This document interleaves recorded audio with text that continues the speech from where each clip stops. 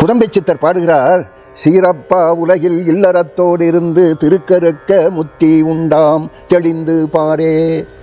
திருவள்ளுவர் தம்முடைய முப்பு சூத்திரம் என்ற நூலிலே சொல்லுகிறார், ஏன் என்று பேசாதே, மனைவியோடே இருந்தவனே என்னுடைய பிறவியாகும்.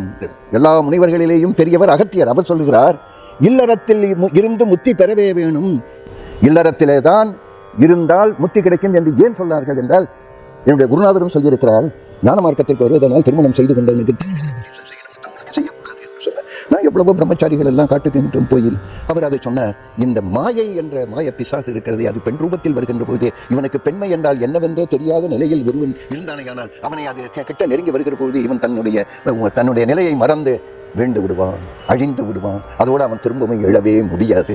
ஆகவேதான் மனைவியோடு வாழ வேண்டும் என்று ஒரு நிபந்தனையை அவர்கள் ஞான மார்க்கத்துக்கு ஏற்படுத்தி வைத்தார்கள்.